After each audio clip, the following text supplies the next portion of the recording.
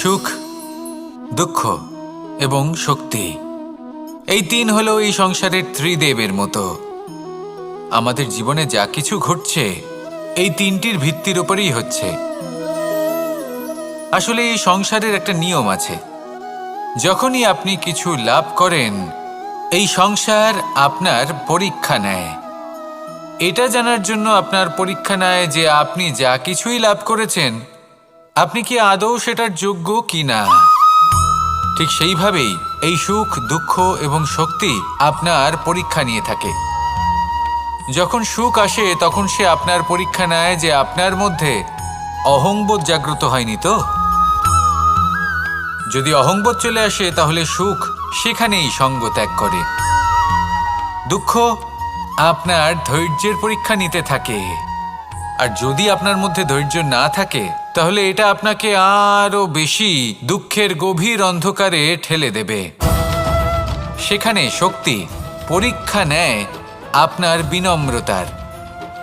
যদি আপনি বিনম্র না হন তাহলে হয় এই শক্তি আপনার সঙ্গ ত্যাগ করবে, নয় এই শক্তি বিনম্রতার অভাবে আপনার পতনের কারণ হতে পারে। এই সংসারে যে কোনো ব্যক্তি যিনি এই পরীক্ষায় উত্তীর্ণ হয়ে থাকেন এই জীবনে তিনি সাফল্য লাভ করেন।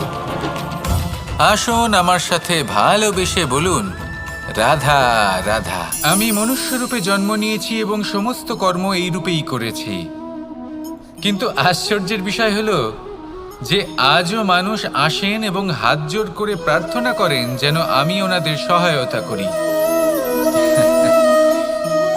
আপনাদের একটা কথা বলতে চাই, আমি সকলকে সাহায্য করতে পারবো না, কিন্তু আমি শিক্ষা অবশ্যই দিতে পারবো, জ্ঞান প্রদান করতে পারবো। এমন কিছু জ্ঞান যার ভিত্তিতে মানুষ যা চাইবেন তাই লাভ করতে পারবেন যদি সঠিক কর্ম করতে থাকেন। যখন কংসের অসুররা গোকুলে ধ্বংসলীলা চালাচ্ছিলেন তখন আমি কারোর থেকে সাহায্য চাইনি। আমি দাঁড়িয়েছিলাম এবং আমি তার বিরোধিতা করেছিলাম।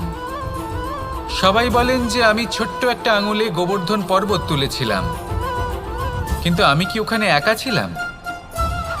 কখনোই নয়। আমার সাথে অসংখ্য গোকুলবাসী, অসংখ্য বর্ষণাবাসী ছিলেন, নিজের হাতে একটা লাঠি নিয়ে। ওনাদের মনোবল, ওনাদের আশীর্বাদ আমার সাথে ছিল। মহাভারতে আমি শুধুই শিক্ষক ছিলাম, আমি শুধুই শিক্ষা দিয়েছি। লক্ষ্য সাধন করেছে অর্জুনই, যুদ্ধ করেছে অর্জুনই এবং জয়ীও হয়েছে অর্জুনই। আমি শুধুই শিক্ষা দিতে পারি। অবশেষে আপনাকে শুধু এটুকুই বুঝতে হবে যে ঈশ্বর সবকিছু করতে পারেন না, করতে হবে আপনাকে। ঈশ্বর আপনাকে আশীর্বাদ করতে পারেন যে কাজ আপনি মন থেকে করবেন সেটা অবশ্যই পূরণ হবে।